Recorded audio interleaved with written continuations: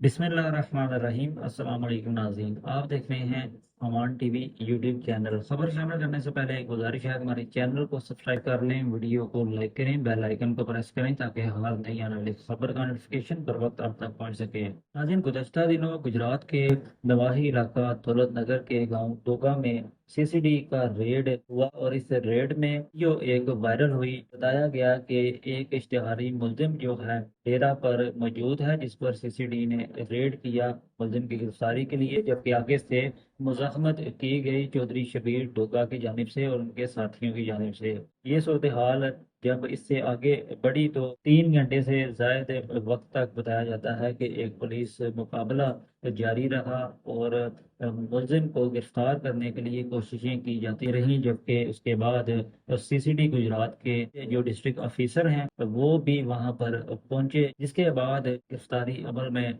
लाई गई। 2 दिन गुजरने के बाद चौधरी गुलाम शबीर डोका उनकी जमानत पर रिहाई हुई और एक बड़े काफिले के हमरा वो अपने गांव दोबारा पहुंचे। चौधरी शबीर डोगा की गिरफ्तारी के बाद एक प्रेस रिलीज भी जो है वो सोशल मीडिया पर वायरल हुई, जिसमें बताया गया कि 5 गैर कानूनी असला और भारी मिकदार में गोलियां बरामद हुई।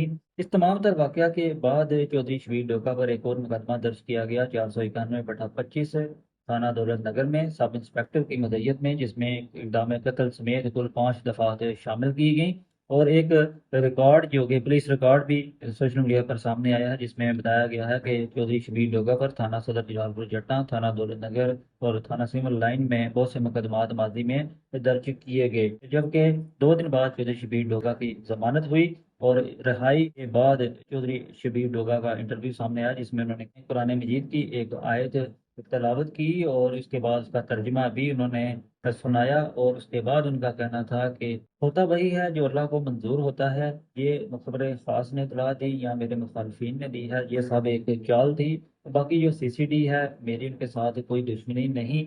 उनको जिस तरह गाइड किया गया उसी तरह उन्होंने आके इधर रेड किया है। जब मैंने गिरफ्तारी दी है आला अफसरान को, तो मैंने इनको यही कहा कि आला अफसरान आ जाएं तो मैं गिरफ्तारी दे दूंगा। जब मेरे जानने वाले आए तो मैंने उनको गिरफ्तारी दी कि ये वाकई ही पुलिस है। जब आला अफसरान ने तफ्तीश की, मेरे साथ उनकी बातें हुई, तो फिर उनको पता चला कि ये जो उन्हें गाइड किया गया है वो गलत है, लेकिन वो मुझे पकड़ चुके थे, उन्होंने मेरे खिलाफ पर्चे दे दिए।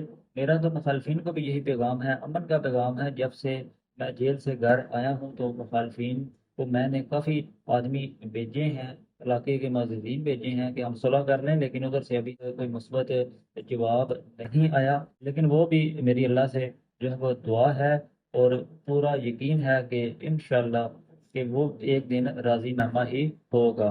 ये कहना था चौधरी शबीर डोगा का। अपनी राय से कमेंट बॉक्स में ज़रूर आगाह कीजिएगा। एक नई वीडियो के साथ दोबारा आपकी खिदमत में हाजिर होंगे। अगली वीडियो तक के लिए दीजिए इजाज़त। अल्लाह हाफिज़।